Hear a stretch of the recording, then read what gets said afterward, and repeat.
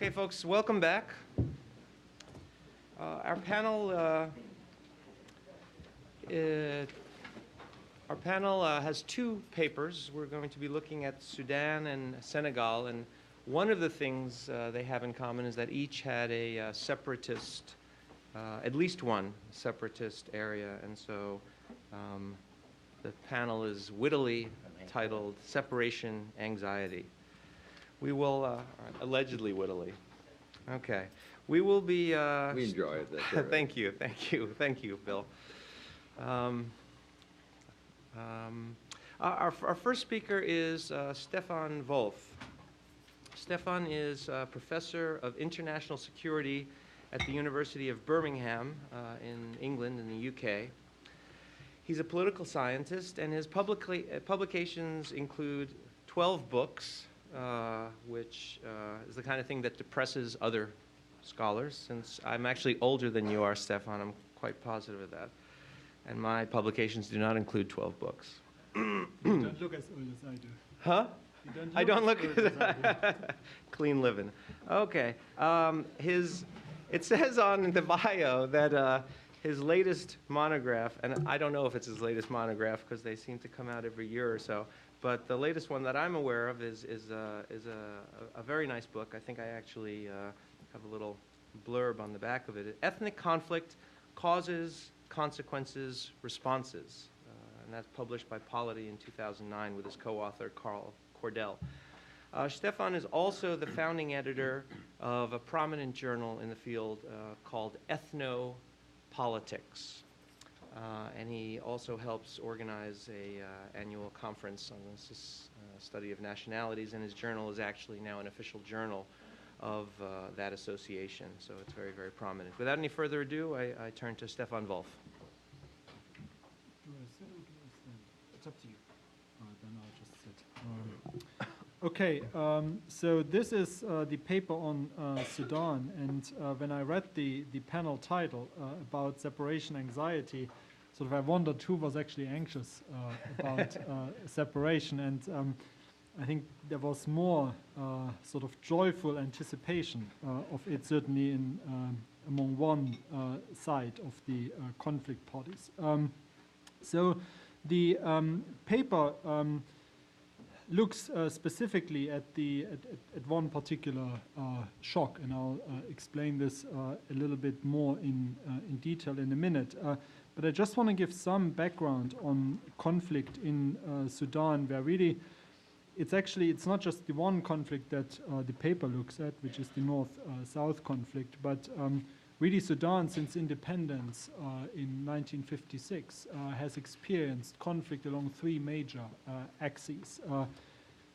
In no particular order, there is a conflict between the center and the west. The Darfur conflict basically sort of reached a sort of violent stage from about 2003 onwards. And at the same time, quite a bit of infighting also among the different movements in Darfur, the so-called Western movements. Then you have conflict in the east with the Beja Congress in particular. That lasted from about 96 to 2006. It's still not quite 100% resolved, but I would say at least sort of not as violent as it used to be sort of around the turn of the century. And then, of course, the most significant of the conflicts, I think, is the conflict between North and South. And here you had civil war in two stages, 1963 to 1972, interrupted for a 10-year period by the so-called Addis Ababa Agreement. And then it started again in 1983, ran until 2005, and ended with the so-called Comprehensive Peace Agreement. Similar to Darfur, you also have quite a lot of internal violence between the parties in the south. And that's a feature that partially, I think, contributed to the breakdown of the Addis Ababa Agreement in 1983, but it's also a continuing feature today after the independence of the South. Now, the Comprehensive Peace Agreement of 2005, that's basically the institutional design that I'm looking at here, gave way to the so-called interim national constitution, which foresees an interim period of power sharing between North and South and considerable autonomy for the South within the state of Sudan. And it had, and that's sort of the lead into the shock, if you want, it also had an option for the South to hold a referendum on independence after a 6-year waiting period in which the parties were meant to find out that actually the CPA should just be made permanent because it's such a great sort of opportunity for the South to stick it out together with the North. Now, that obviously didn't happen. So the shock that the paper examines is the January 2011 referendum in which the South overwhelmingly expressed its support for independence. Now, shock, you have to sort of a little bit see here in inverted commas in the sense that it's a shock not in the sense that it was completely unexpected that the South would vote for independence, but it was a shock in the sense that sort of the equation fundamentally changed with the announcement and the confirmation by President Bashir of the referendum results about a month later on the 8th of February 2011. Because that really altered the whole institutional structure in the sense that it was very clear there would no longer be a united Sudan, but there would, over a period of several months, two separate states emerge. So now the outcomes of this shock are actually quite interesting in the sense that while many people predicted that would just lead to well, not a civil war between North and South, but basically war between two now independent states, that actually has not materialized. Yes, there has been quite a bit of violence, but between North and South, but it was relatively quickly contained and more localized. And I'll explain in a minute or so what sort of possibly accounts for that. But what we have seen, on the other hand, is local conflict in the north, in particular between the SPLM North, that's the northern branch of the dominant political movement in the south, conflict here in particular in Blue Nile and South Kordofan.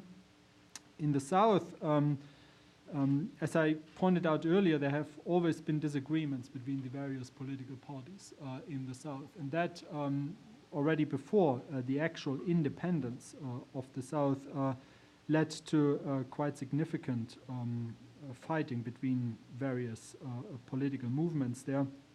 So in the end, actually, 4 out of the 10 states in the South experienced quite significant levels of violence. And then, of course, the major sort of north-south line of confrontation remains the area of Abyei, which is still an unresolved conflict from basically a leftover of the Comprehensive Peace Agreement. So now, how can we explain that? Well, not that easily, and not sort of, it certainly doesn't fit the neat, simple causation model, and even the complex causation model that Alan displayed here early on, I think probably needs added layers of complexity to make sense of what was going on in Sudan. Now, the paper looks at the whole process basically from 2005, from the signing of the Comprehensive Peace Agreement through its slow and only partial implementation. And what basically happens is that for the most part, with some delays here and there and some alterations to the spirit, if not the letter of the agreement. Power sharing structures and security arrangements are implemented reasonably quickly, and they work reasonably well throughout this period, 2005, 2011.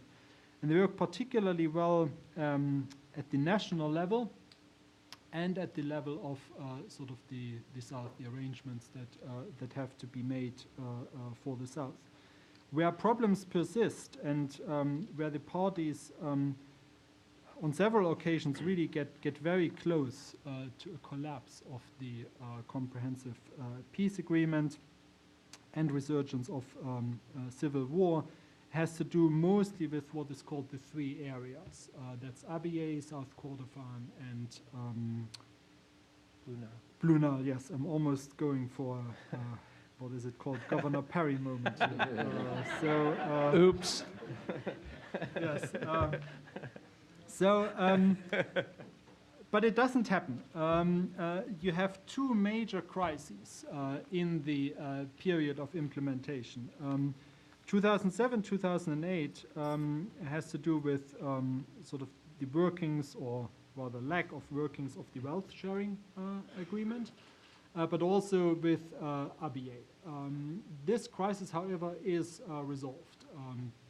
The parties agree on how to implement the wealth sharing agreement, and they come up with a roadmap for Abyei to sort of take this forward. And that's quite a significant breakthrough. Similarly, in 2009, 2010, you have a prolonged crisis over the modalities for the elections, for the census, but also for the referendum in the South. And despite delays and despite postponement, in the end, they find once again agreement on these issues.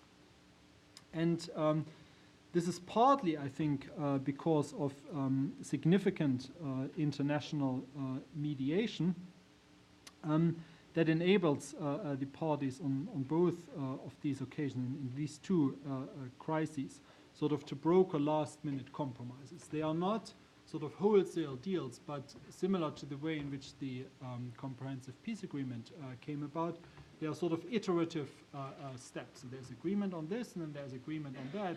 So gradually, a compromise is reached on each of the different dimensions of these two major crises. Now, the one occasion on which the parties fail to reach a compromise is the Abyei referendum. So that, in the end, does not take place as provided for by the Comprehensive Peace Agreement, which basically stated in parallel to the referendum in the South, there shall be a referendum in Abyei, in which the local population in Abyei decides whether they want to be with the North, be with the South. Doesn't happen despite intense international pressure. The parties simply cannot agree on the terms of that referendum. Now, I think the main differences here are not so much in the Comprehensive Peace Agreement in itself, because the wording, for example, for the two referenda in the South and for Abyei, was relatively similar. So we can't really, in that sense, blame it on the institutions. We can also not, which is sort of very often the easy cop-out, say, well, it's just if the internationals had done more. So if UK, US, Norway, whoever else was involved here, the UN, had done more, they could have brought the parties to reach a compromise. I think they the pressure on both sides was intense, and it worked twice, 7, 8, 9, 10, but it didn't work when it came to the Abyei referendum. So I think what the main explanation for me is that the incentives for the conflict parties to reach a compromise was very different in the two crises in 2007-8 and 2009-10, and in the crisis relating to Abyei. And I think we can sort of understand that if we look at, well, what were the main goals for the North and for the South.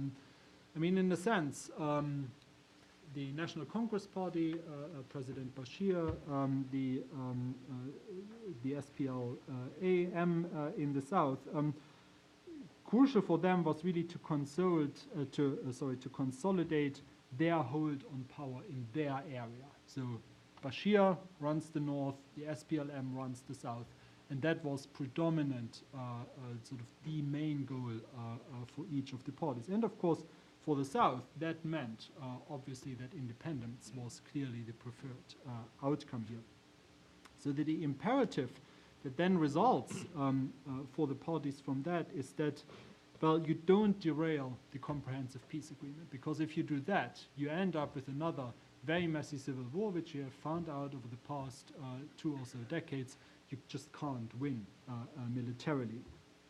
You don't derail the Southern referendum.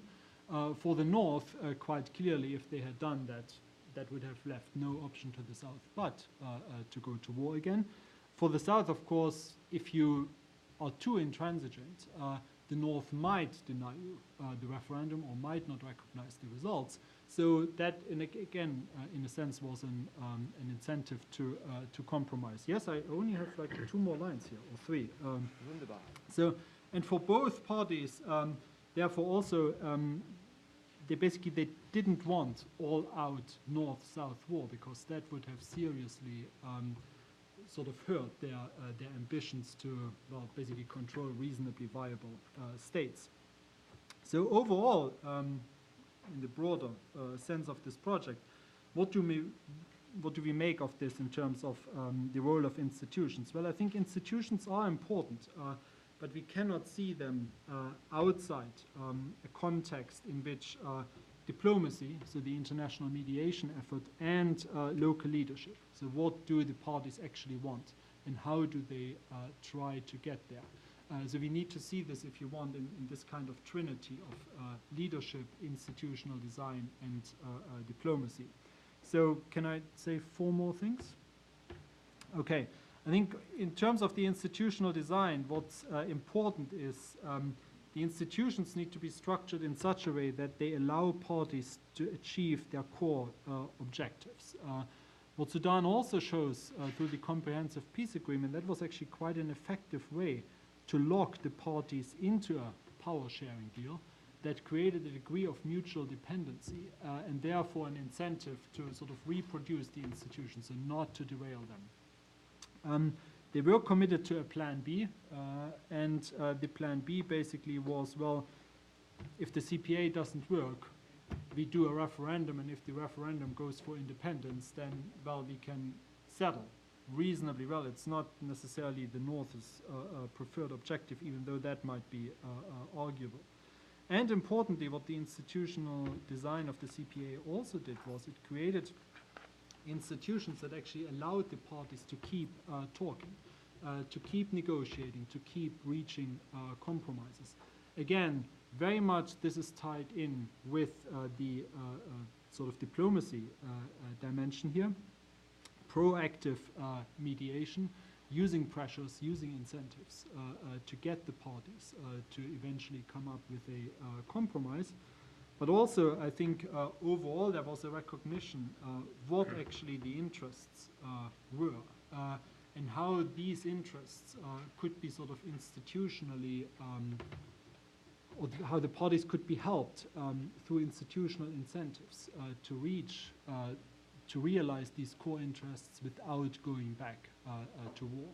So from that perspective, even though people are still quite skeptical, I'm actually reasonably optimistic that there will not be all-out war between North and South, but I'm rather pessimistic as far as violence within the North and within the South is concerned. Wonderful. Thank you. Thank you very much, Stefan.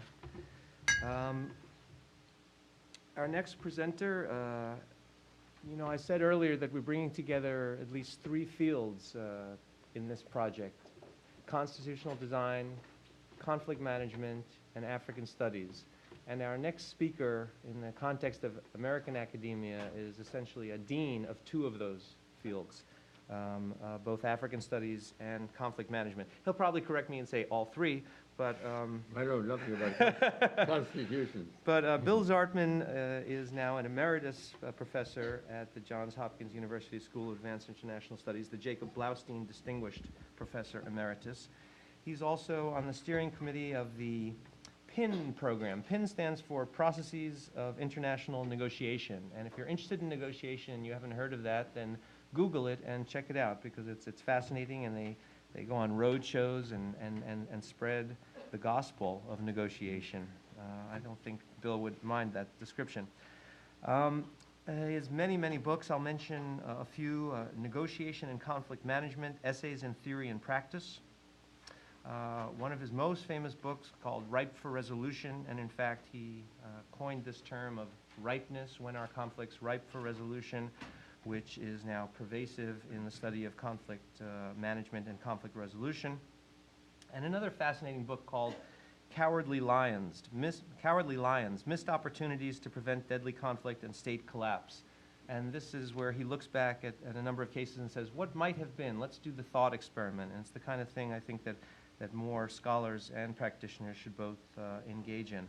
But I know that his most precious accomplishment is the fact that he was my professor, and then my colleague at SAIS. It was truly, truly an honor to be in his classes, and then to have him as a senior colleague. So without any further ado, Bill Zartman.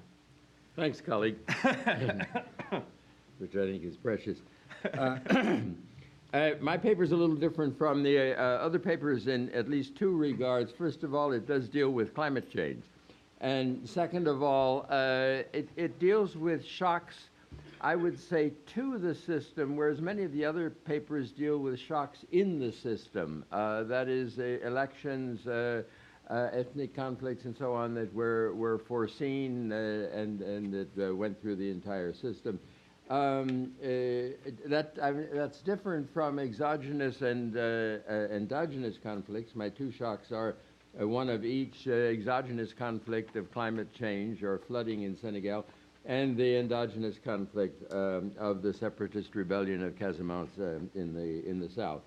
The constitutional design of Senegal, very briefly, is what I would call hypercephalism.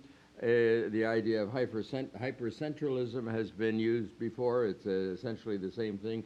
A goalless constitution that is very presidential, and in which the original president, Leopold Sédar Senghor, thought that the way to build a state was to centralize power within the hands of the president, and then as a state structure backed up by a party structure. So, but at the same time, this integrative model was also a devolution model, because the political way of handling governance in Senegal was to develop local ties, local strength, and then a trade-off of power exchange, not power sharing, trade-off of power between the center and the local groups, some of them religious groups, that owed their allegiance and were paid off from the center.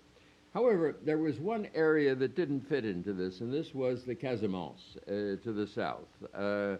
And I don't have a map of Senegal, but Senegal looks like that, with Gambia sticking in the middle of it, and the southern jaw of Senegal is isolated from the rest. And the people in Casamance talk about going to Senegal when they go to Dakar, and there are ethnic stereotypes of people from Casamance, from people in the north.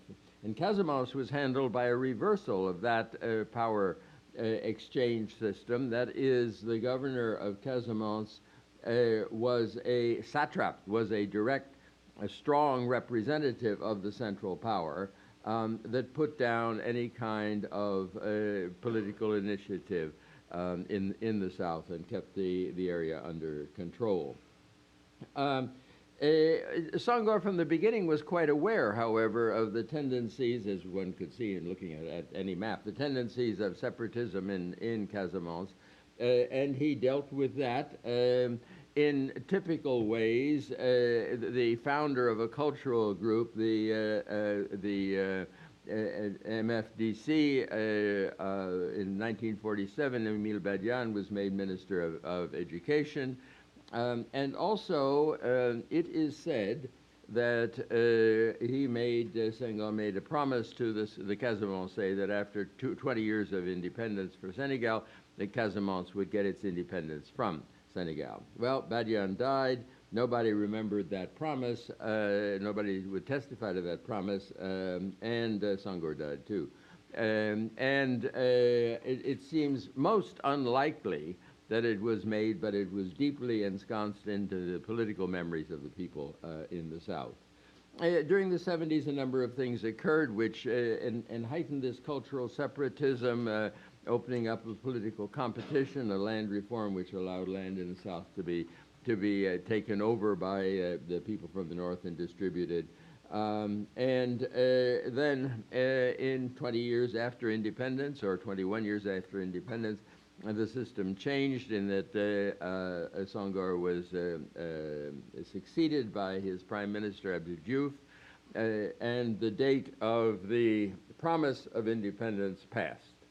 So that in December 1982, the Casamance, a group of Casamance, the MFDC, essentially led a peaceful demonstration, which was then repressed by the police and by the army, and the war of independence of the Casamance began. I think the shock was that turn from political identity to a violent assertion of independence. For the next decade, the next 2 decades, this war went on, off and on. In the 90s, there were a number of ceasefire agreements that were then broken. The war was not a constant thing, rather a desultory campaign of violence that involved neighboring countries and so on. And finally, after 20 years of Diouf, the elections in 2000 brought in Abdoulaye Wade. A charismatic personality, that's not just my opinion, that's his too, and a man with great flair and decisiveness and a cult of personality, and he declared that within 100 days he'd solve the Casamance problem. It took him 1,000 days, but by 2004 there was a ceasefire agreement, and an agreement to deal with the problem followed, signed at Ziguinchor, and then in the next 2 years some more implementing agreements, but nothing was implemented. Wade felt that having signed this agreement, the problem was over, and indeed, for a couple of years, the problem was over. As happens in any kind of conflict management arrangement, people expect the next act, the conflict resolution, and when it didn't come, the rebellions picked up again, and now in present years it's been melted into the general rebellion, a political rebellion against Wade and his personalism in anticipation of upcoming elections. The second shock was the shock of floods. Senegal, again, if you picture Senegal on a map, I'm sure you all have a map of Africa in detail in your minds. Senegal sticks out into the Atlantic Ocean where it catches trade winds and currents and is a rainy area. However, for the first 3 decades of independence, that climate pattern changed strongly, and it became, I think, what most of us remember if we think about Senegalese climate, an area of drought. During this period, the area around Dakar sticking out the furthest into the Atlantic Ocean, was increasingly populated by people who built shacks and jerry-built housing in an area that was among sand dunes and was dry, in which the water table had fallen. But then in the middle of the 90s, the climate pattern changed, and it became an area of floods. This meant that the water table rose. Actually, the salt water table, because it's a very short distance from one side one Atlantic side to the other Atlantic side of the peninsula. The saltwater table rose, the houses went underwater, the sewage system mixed up with the tap water system, malaria and cholera began to be rampant in the area, and there was a real catastrophe. The constitutional design for this kind of situation was essentially one of neglect. When it was during drought, it was not a serious problem, but then after that, this system of the party and the state working together, with the party being the single party of the, or the dominant party, not the single party, the dominant party of the president, dealing with local problems in the state, making sure that the area was taken care of. It failed as the water table rose and the area outside of Dakar, and then eventually Dakar itself fell to the waters of the floods. The institutional response then came first in 99 when a new plan of rescue and security, Plan Orsec, was put into effect, or was created, but was not put into effect. In 2005, 2008, 2009, the floods returned with vigor, and these conditions that I've talked about got even worse. And Wad sprung into action. He launched the Plan Jakhai, which means the Eagle Plan, in which a new city was going to rise up and replace the houses underwater, which was begun a little bit, but not seriously. And then in 1909, finally, there was a reaction. Local elections brought in a new party, local officials who were not part of the government party. The government responded by saying, your problem is not a national problem, it's a local problem, and therefore local officials have to handle it. And they sloughed off national responsibility for that. The Plan Orsec had to be triggered by a decision which came only from the top. And I think a telling incident was that the Minister of the Interior was in one of these years, 2008, I think, was asked wanted to put into effect Plan Orsec, and was told no, only the president could do it. And he said, well, we got to do something. And the chief of staff of the president said, we can't call the president, who was on vacation in Europe. Do you want me to lose my job? And so we had to wait till Wad came back for Plan Orsec to be put into effect. Again, the local elections, then the response of the local elections, the protest against this kind of activity, joined itself into the anti-Wad campaign of the present time, and provided a specific grievance for the dispute. And again, in both cases, we have conflict management. That is some kind of action taken that the institutional system, yes, was not prepared to take, but no conflict resolution, and particularly in both cases, no conflict prevention either, because these three: conflict prevention, conflict management, that is taking the violent edge off of the conflict, satisficing instead of satisfying, and then conflict resolution are the trilogy that we talk about in conflict resolution. In conclusion, Senegal is only 50 years old, and I think much has to be said about the fact that it has had a stable institutional, constitutional design. The state that Senghor wanted to create has been the result of this this stability, this institutional stability. But a couple things can be said about it. This solid constitutional design is too solid, and it's unable to meet shocks. which are unexpected challenges to the system that endanger the power distribution within the country. And too solid, too, in that when some action is taken, it's satisficing.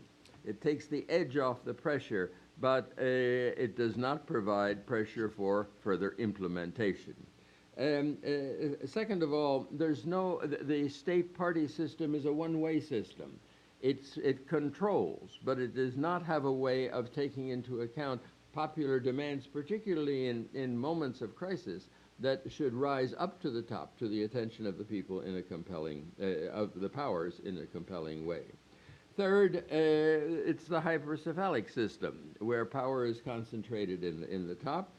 Songor said that was necessary to create a state, but now the hypercephalic system has become a hyper-personalistic system, concentrated in the personality of Watt, which I won't go into.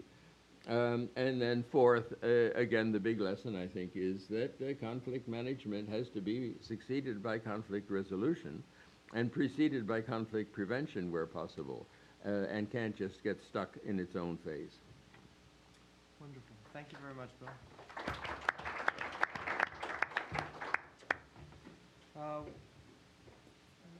Preface my introduction of our first discussant is that one of the great pleasures of working at the University of Texas is that it is truly a major research university, and we have world-class scholars across the campus and Nobel Prize winners in science and so forth. And so vis-a-vis this project, as I said, when it came to constitutional design, we had at the government department one of the country's leading experts in constitutional design. We also, fortunately, have one of the country's leading experts on African politics, and that's my colleague, Kathy Boone.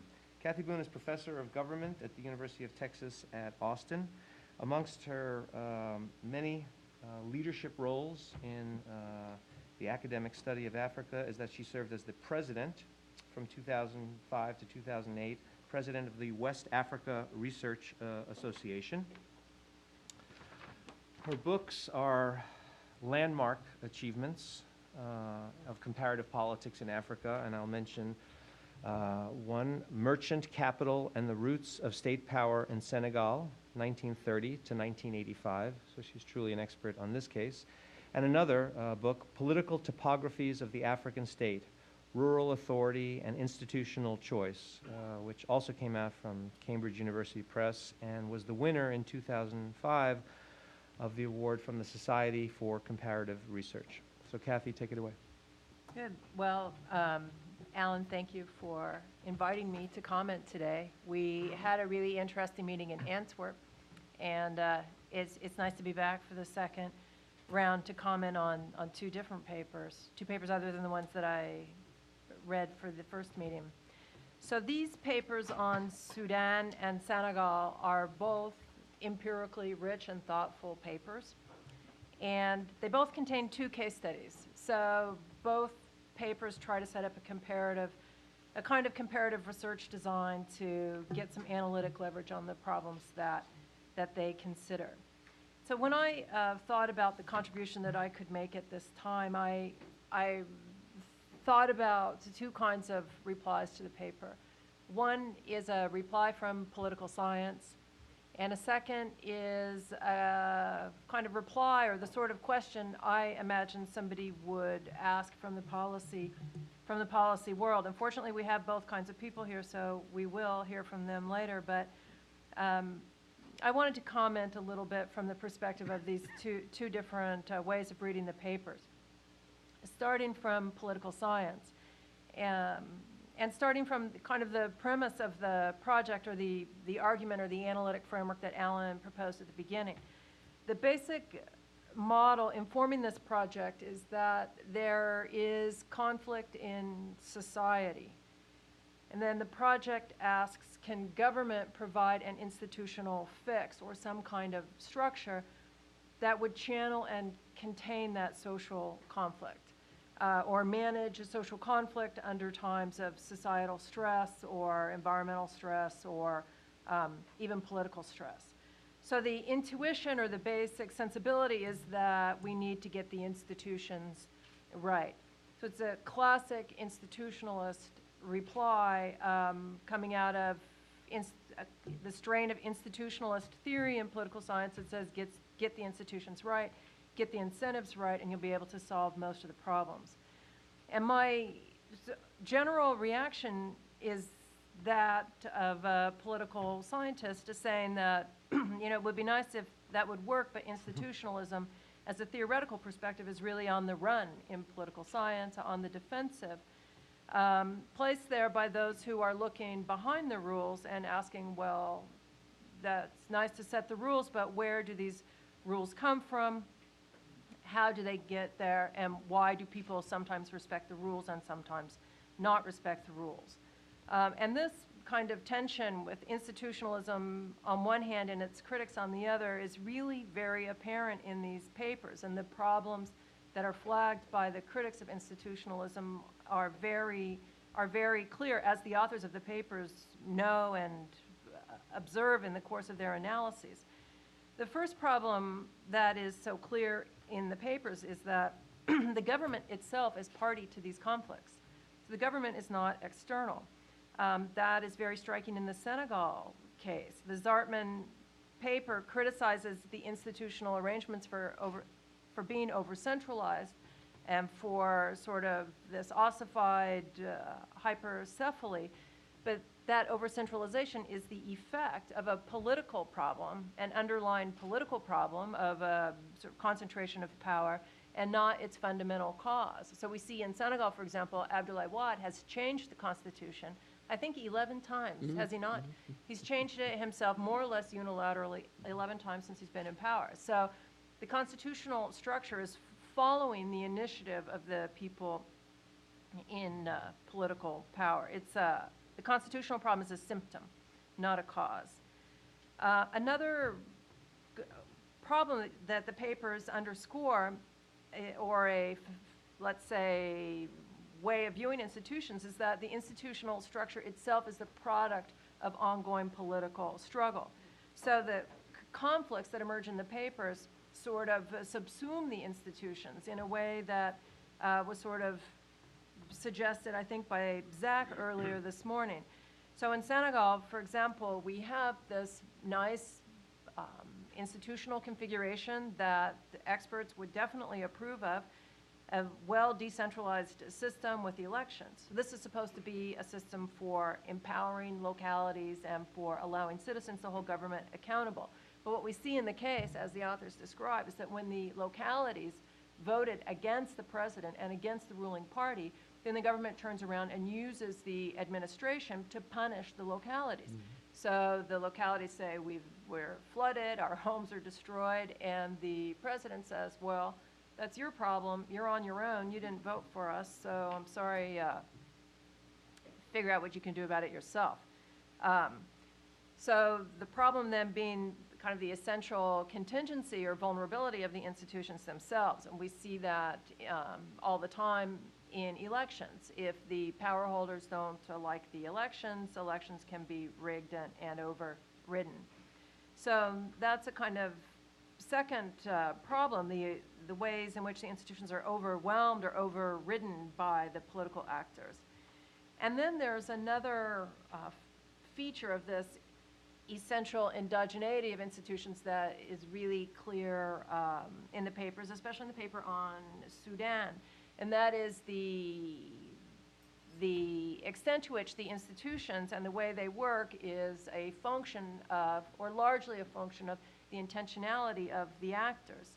And Stefan's paper on the CPA, the Comprehensive Peace Agreement of 2005 in Sudan, really makes this obvious. The institution, the CPA, works well when the main parties to the conflict, the government of Sudan and the SPLM, wanted the institutions to work. So it's a kind of a classic realist take on institutions and on conflict resolution that comes across strongly in the papers.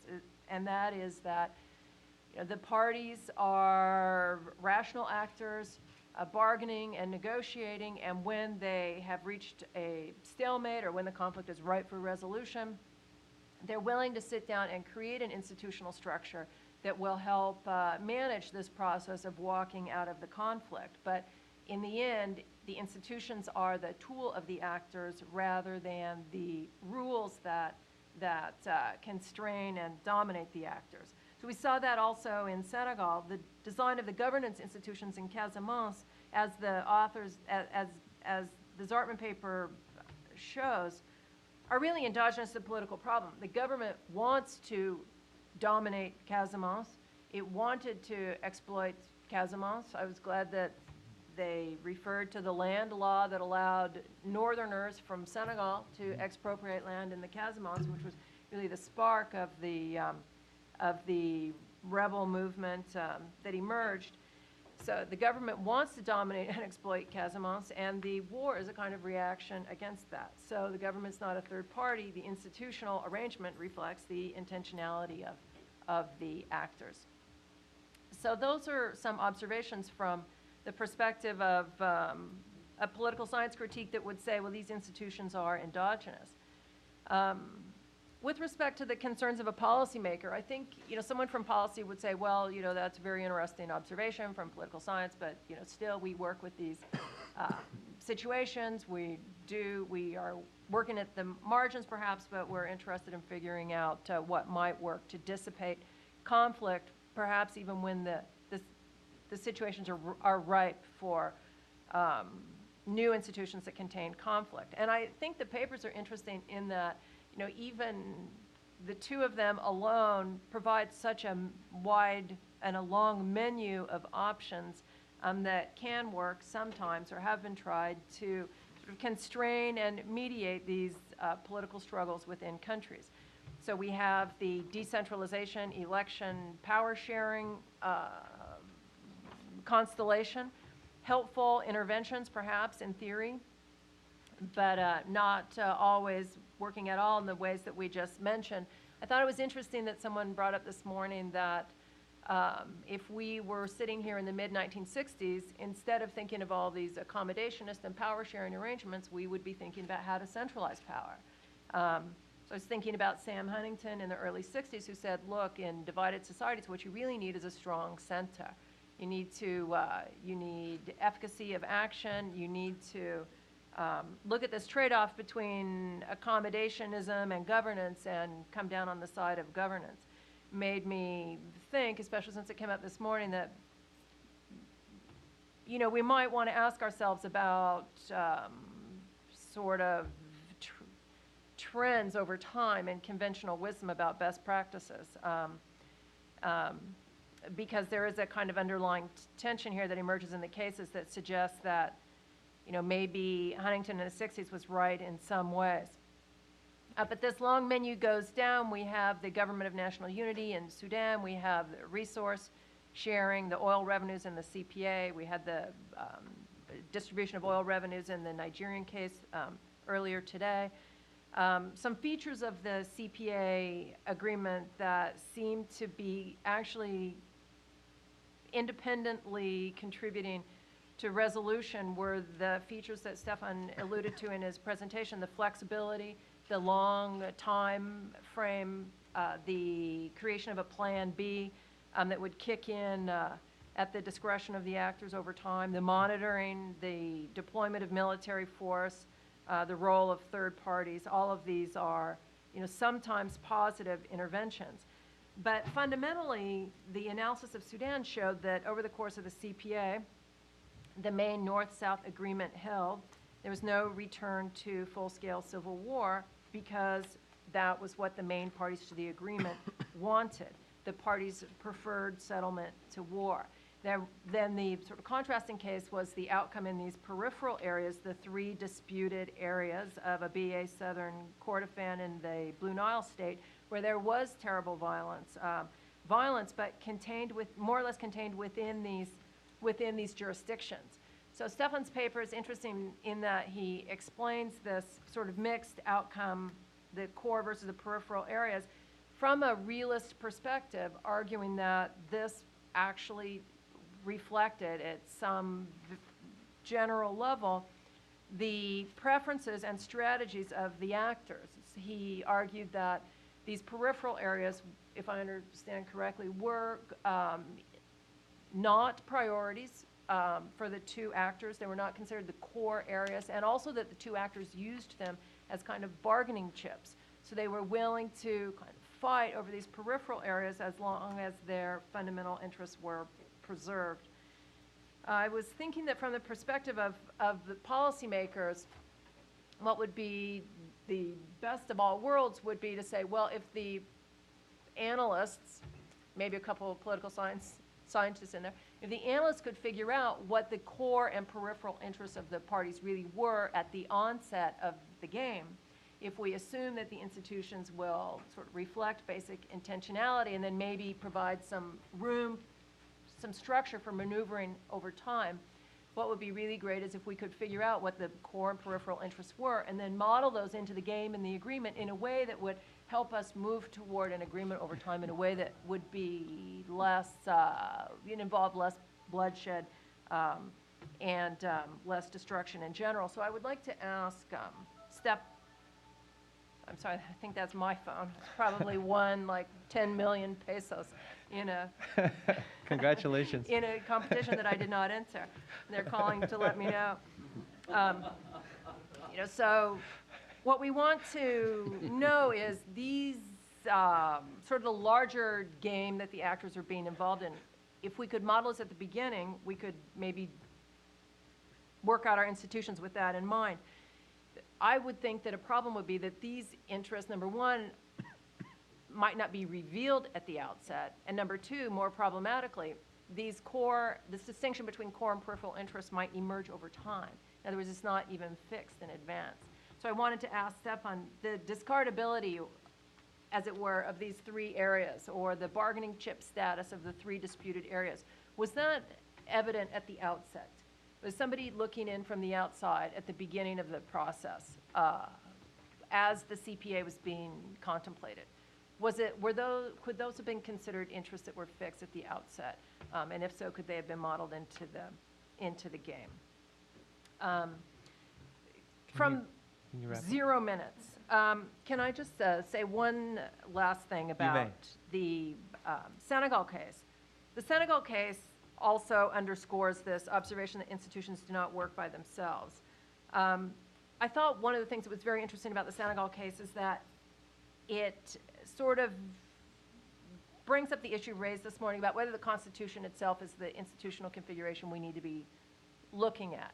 And this may be an example of a problem, as it were, that is not a problem of flawed constitutional design, but maybe a problem with the way other institutions are working. Somebody mentioned this morning the basic administrative apparatus of the state, the delivery and management of urban infrastructure. Clearly, a problem here is, let's say, at least it's not depoliticized. And when we were in Antwerp, we talked about other aspects of state institutional structure that are very important. And the one that I would have the most to say, although I realize I have 0 time, is the territorial. Less than that now, Less actually. than time. I'm on the territorial administration, especially if we're dealing with resource conflicts, flooding, drought, extraction of the management of extractable resources, and the citizenship regime, which also came up this morning, a very important institutional configuration, and finally, the Army. So even if we stick with the institutions, we might want to, a full analysis would go beyond the Constitution itself. So thank you. Wonderful, thank you. You said the papers were rich, and I would say your discussion was very rich, so thank you. Alan. And the other is at the National Security Council, which is the Senior Director for Africa. And Ambassador Hank Cohen held both of those positions. So he is... Not at the same time. Not at the same time. No, he did not pull a Henry Kissinger. Only Henry Kissinger can hold 2 top positions at the same time. In addition to that, he worked for 12 years in Africa, in 5 different countries, including 3 years as the U.S. ambassador to Senegal. His book, which I would highly commend to you, is entitled Intervening in Africa, Superpower Conflict Resolution in a Troubled Continent. And I actually remember reading some of those chapters when it was in manuscript form. And you tell a lot of great stories out of school. And people should read that book. And not only did I like it, but the American Academy of Diplomacy gave the book its award for the best book on diplomatic practice in the year 2000. Currently, Ambassador Cohen is president of Cohen and Woods International, which is a consulting firm. And I asked him, do you still do things for the U.S. government? And he says, well, when ambassadors are going to go off to Africa, they call me and some people in, and we brief them on the history. So he still is influencing U.S. foreign policy towards Africa. Without further ado, Ambassador Herman Cohen. Thank you very much. It's a pleasure to be here. And I think I've started out as an anti-institutionalist, and it's even more deeply felt right now. Okay, let's talk about the CPA. This comprehensive peace agreement is definitely an agreement, and it's definitely comprehensive, but it was not designed for peace. How did it come about? When President Bush, 43, was elected, his highest foreign policy priority, or one of his high foreign policy priorities, was to satisfy his base, which was from East Texas and Oklahoma, which was definitely obsessed with the problem of South Sudan. Muslims were beating up on Christians. That was the basic fact, and he was heavily pressured to do something about it. So he started a very intensive mediation process and a very intensive threat to the Khartoum regime. And what was Khartoum worried about? Well, they were worried about externally induced regime change. Now, why would this be credible? Why would an American threat be credible? Well, when we sent 25,000 troops to Somalia, I was getting weekly calls from Khartoum saying, are we next? Are we next? And then in the Clinton administration, they sent a cruise missile that hit Khartoum. So that was kind of ominous. And then right at the time that we were pressuring Khartoum to get into a negotiation, we had all these troops in Iraq. So our threat of regime change in Sudan was very credible, and therefore the regime had no choice but to get into the negotiation. Now, the end result was not win-win, it was win-lose. The winner was the SPLM, and the loser was Khartoum. The loss of the South was a tremendous blow, but their bottom line was to keep the 10 families in power, the 10 families of Omdurman, keep them in power, and so they were willing to give up. They had no choice but to give up South Sudan. Now, did the CPA create an institution that could mitigate conflict? I would argue that it did not mitigate conflict. It just transferred conflict to a different parameter. It was a civil war. Now it is a war between two sovereign countries via proxies. The proxies of the South are the SPLM in South Kordofan and Nile provinces. And the vision of the SPLM was always to get rid of the minority rule in Khartoum. By minority rule, I mean Arab-speaking groups. The Arab-speaking Muslims are a majority in Sudan, but Arab-speaking peoples are a minority. And the vision of the SPLM is to bring about an African language-speaking majority. And having mentored the SPLM North and having mentored the rebels in Darfur, the SPLM is not going to stop. They want to get rid of these guys in Khartoum. Now, what about the American rule? We made a deal. You get into the CPA and you get off the backs of these Christians, and we'll satisfy Oklahoma and East Texas. But what next?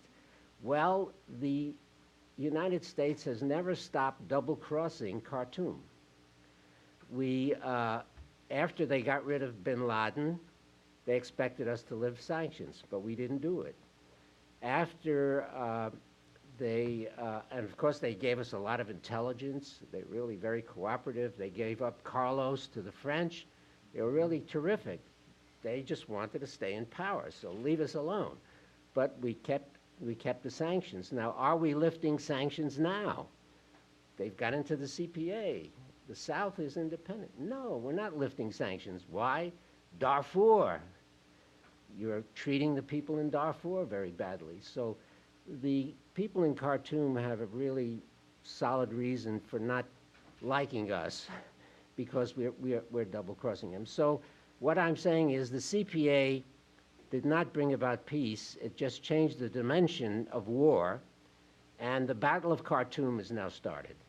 The next step is to get these guys out of Khartoum and get an African-speaking majority. So I would say that the institution of the CPA did have some positive effects.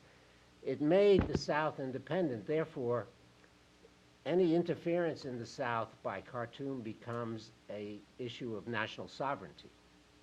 And they are subject to interference from the international community. So the government in Khartoum can no longer say, we don't want the UN, or if the UN comes in, we only want 3 battalions. It's no longer possible. The UN can do anything it wants that the Security Council votes.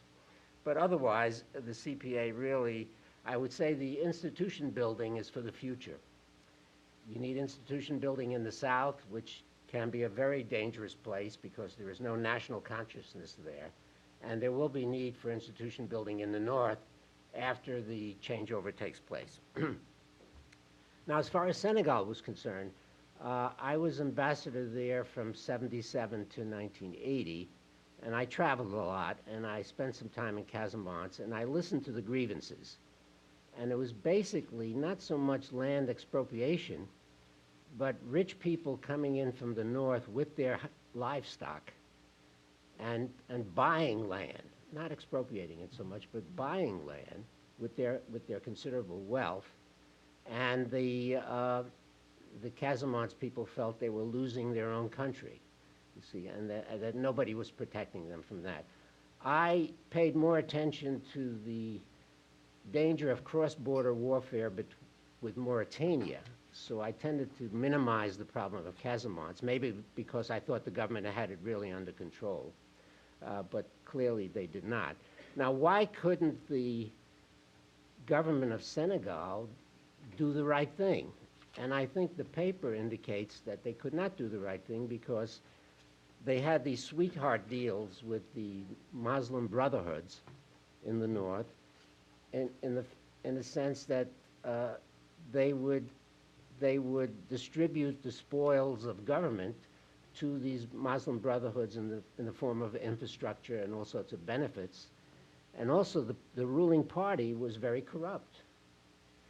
And their socialist policy of nationalizing all enterprises meant that they had to spend a lot of money keeping these enterprises alive because they were all loss-making. So there were very few resources available to do the right thing in Casamance or to have decentralization. There was just no money available. So they could talk the talk about reconciliation and compromise, but they had no resources in order to satisfy the Casamance people.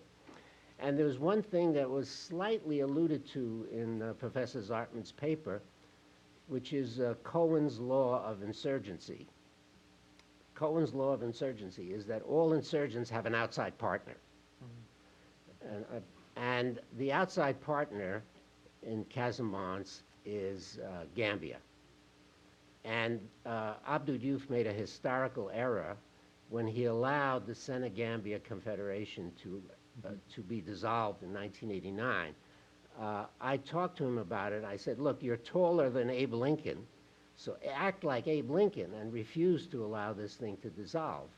But he was too much of a nice guy. And of course, what happened was there was another coup fomented by Libya, and one of the worst crazy dictators took over, a guy named Jammeh, and he is actively supporting the secessionists in Casamance, which means that the most extreme elements of the secessionists continue to fight until they get their independence. So that was a really historical error. So the bottom line in Senegal for me is it's not institutions or constitutions, it's bad governance. It's just bad, corrupt government, which is preventing any solutions, whether it's to the flooding or to Casamont's. And I agree with Professor Zartman. The Casamont's problem is coming together with the bad governance problem reflected in the flooding, which means that a new generation has to come into power in Senegal and just change everything. But that's something in the future, and it means post-Abdoulaye Wade.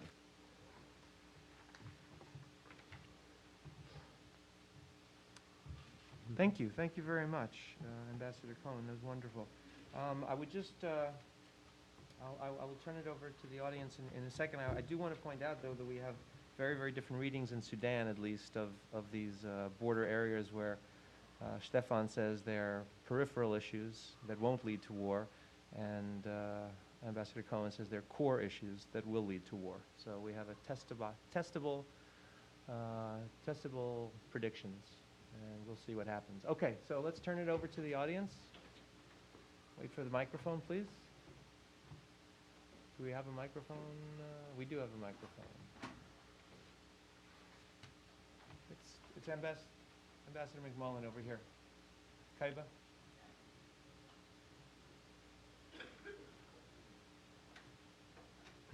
This is Ambassador Ron McMullen. He is our diplomat in residence at the LBJ School. From 2007 to 2010, I worked closely in Asmara, Eritrea, helping cement the Eastern Sudan Peace Agreement of 2006. Worked with the Rashida Free Lions and the Beja Congress and regional actors as well, who were hoping to help really cement that peace agreement. When Dr. Wolf, you mentioned that the CPA was successful in leading to the referendum and secession in the South, because that was the core issue, allowing both parties, the North and South, to retain territorial and political control over their respective areas. And Dr. Boone, you mentioned how hard it is sometimes to discern core interest beforehand. After the fact, it's somewhat easier, but beforehand, it's quite tricky. In the lead up to the referendum, there were parties, well, in Asmara, in Cairo, in Tripoli, in Doha, in N'Djamena, as well as within the SPLM, the Free Lion, or the Beja Congress and the Free Lions, who thought that the South secession could be like Lithuania or Slovenia. Others argued, no, it would be like Eritrea or East Timor. It was unclear beforehand whether the South secession would lead to the further disintegration of the rest of Sudan or not.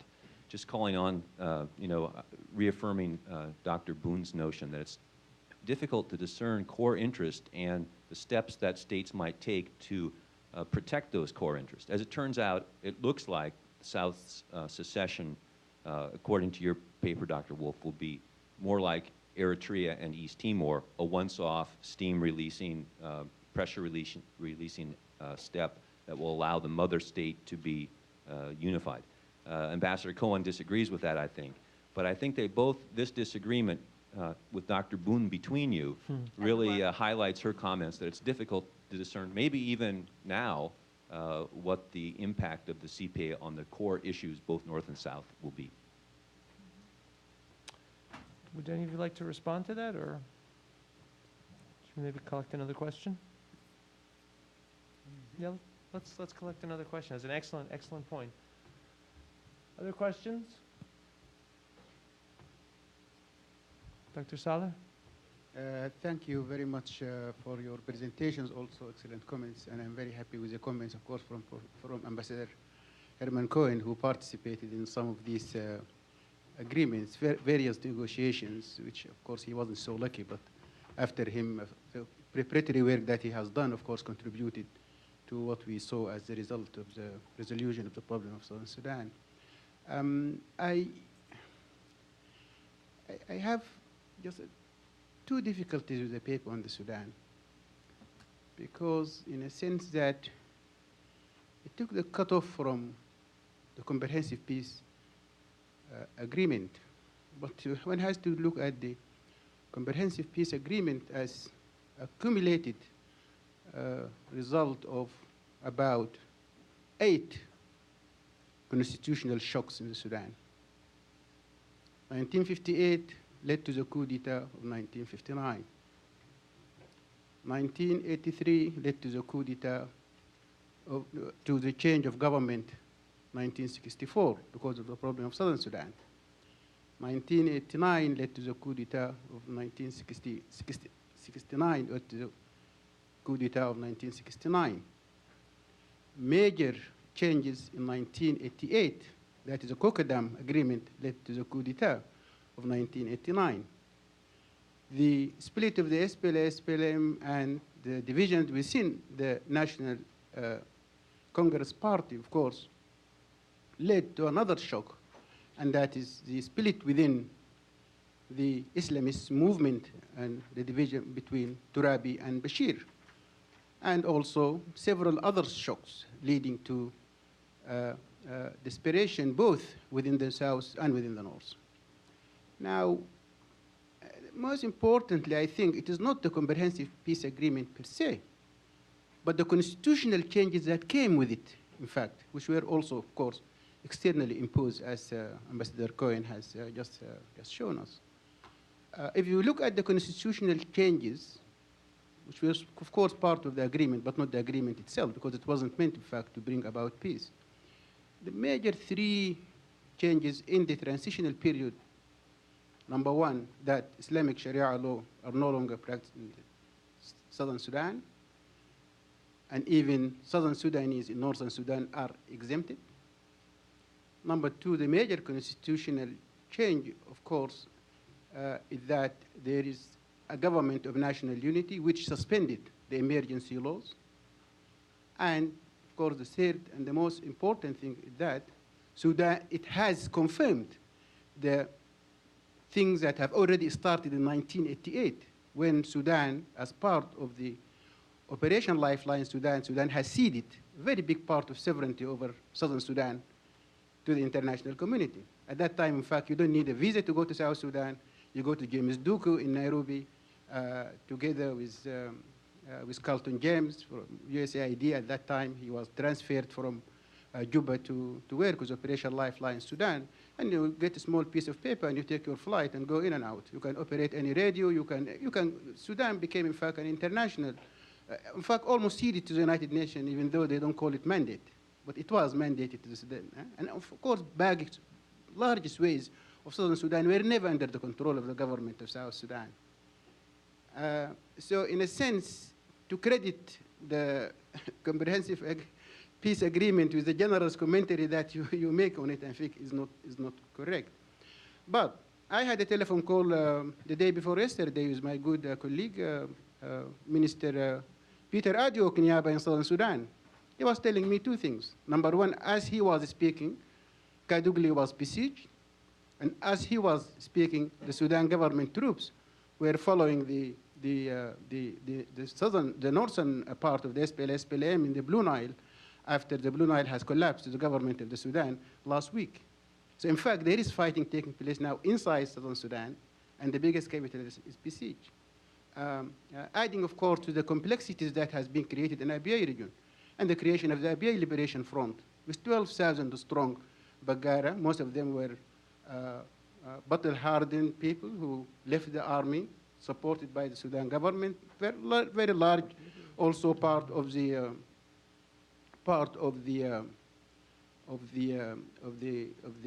Popular Defense Forces. Now, if I may just a minute, that Abyei Liberation Front is not Southern Sudanese. It is a Bagara, Misiriya Bagara. It's Arabic-speaking people who share the Abyei area. And this movement started about 5 or 6 years ago. It is very strong, in fact, much stronger than the government. In fact, many of the things that people attribute to the government in Abyei, the government is really incapable of doing. It was these guys who were very strong. So in a sense, that assessment, of course, it is very simplistic to promise people that, well, war between the South Sudan and North Sudan is not going to take place. But proxy wars do take place. And in fact, there is a proxy war between the South and the Sudan now. And if you take any definition of what a civil war is, well, if you take CIPRI definition that you need 25,000 people dead to call it a civil war, well, in fact, we had civil war since the success of the. I take it you're not as You're not as laudatory of the CPA as my colleague to the No, left. no. Thank you. Thank you very much. Let's see if there's any more questions. We may have time for one more. Over here?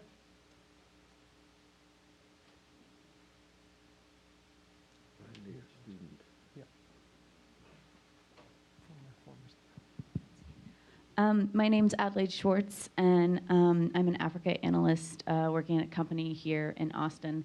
And I wanted to ask, Dr. Wolf, he mentioned that one of the beauties of the CPA was that it's allowed this continual negotiation, which allowed South Sudan to see July 9th.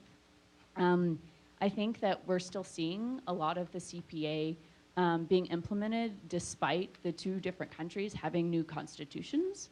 And a lot of those discussions go back and forth over what Dr. Boone hinted on, which was the wealth sharing, the oil revenue mechanism of sorts. And what we've kind of seen in the last couple of months since South Sudan has its newfound independence is that these proxies, both supported by North and South Sudan in opposing territories, but mostly concentrated around the border, they're able to implement some sort of leverage for these negotiations to go on. There seems to be no end in sight for the CPA. And so I'm really curious if there are any limitations that were internally written in the CPA, or if this is a discussion that we'll see continue on for years and years, maybe until there are, some sort of infrastructure within South Sudan that would allow them more leverage to export oil, maybe. Certainly to have more, like Ambassador Cohen said, more of a South Sudan mentality, a shared mentality that for so many years hasn't been able to form.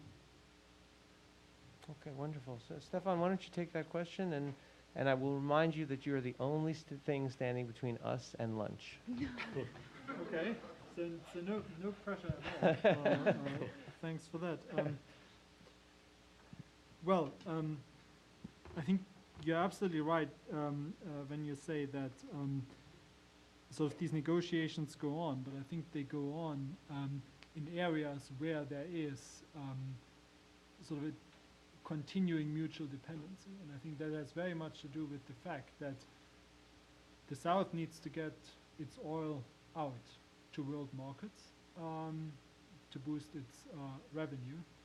But the North, because it has lost a large chunk of oil reserves, needs revenue from the transit fees. And I mean, they actually managed to come up with an agreement around independence. I think it was sort of June, July, where the South basically paid the North what they claimed in arrears for transit fees, and the North said, okay, so then you can keep on exporting. So I think from that perspective, I mean, what the CPA in a way has created is, I mean, it's not mandated. I mean, the CPA is basically silent on the aftermath. I mean, there is no real agreement on how wealth sharing should work. It's all ad hoc. But I mean, in that sense, it's probably not bad.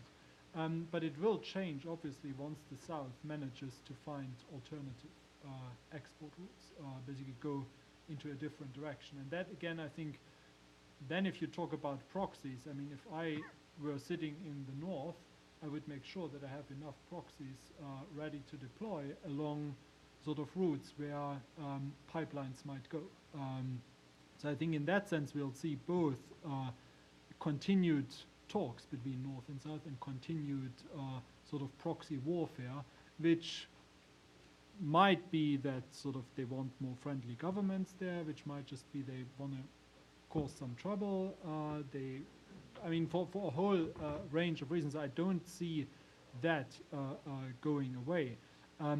But I don't see it really ending up in all-out war, because sort of the proxy situation is much more comfortable for both parties. And from that perspective, they can feed on existing resentment that is really there. I mean, you have it in the south as well as in the north. So again, I mean, that's not, in that sense, a fault or a shortcoming of the CPA, because I think it was, I mean, yes, you could have foreseen that coming, but actually to make sure that you have a plan B that doesn't stop with, well, if there is a vote for independence, then you accept that. But that would actually have said, and if that happens, then you have a constitution in the north that accommodates remaining southerners, and you have a constitution in the south that actually makes it a little bit more inclusive and participatory than it is. I think that would have been just one step too far, and sort of from a practical perspective, I think at some point in these negotiations you just have to Cut it off. Speaking of exactly. Yes, exactly. Yes. I Nice was thinking segue. of a way of putting I would that, like but, to, if you'll indulge us, I would like to ask Bill Zartman to just give us 1 minute of a response to some of the commentary. I want to stand between us and lunch. Since nobody asked that question about Senegal, I'll give you an answer. I think that this idea of difficulty in looking ahead at to understand interest is brings up an important aspect of what our focus should be. We often take agreements, as has been said, or we often look at strategies and say they're there, but it's quite obvious in many situations that there are interests that are unsatisfied and need to be handled, not simply by giving in to them, but by better strategies so that the constitutional system can be said to be responsive to predictable shocks. You look at the map of Senegal, it's obvious that there are going to be problems with Casamance, and it's rather obvious that, great man as he was, Senghor's policy of taking away their resources, rice, and in compensation putting down any political activity on their own was going to fail at some point. Perhaps after the charismatic leader had passed on the mantle of leadership. The same thing is true in Sudan, that the Nuer and the Dinka are going to go at each other within the framework of governance, just as they did after the Addis Ababa agreement, is a problem that has to be taken into account, and it's not simply doesn't disappear with the CPA, or that there's an undefined border that's going to, will it bring war? Will it bring lesser conflict? Is not the question. It will bring continued violence and conflict between the two parties, and not to pay attention to that and think of solutions, and indeed even try to press them on the parties, is as blind to future problems as it was to expect that Eritrea and Ethiopia, with a border dispute between them, would not go to war because they had solved some kind of signed some kind of independence agreement. So thinking ahead to interests, I think, is very important to understand the needs of constitutional systems or institutional or political systems to be resilient. Excellent. I have two announcements.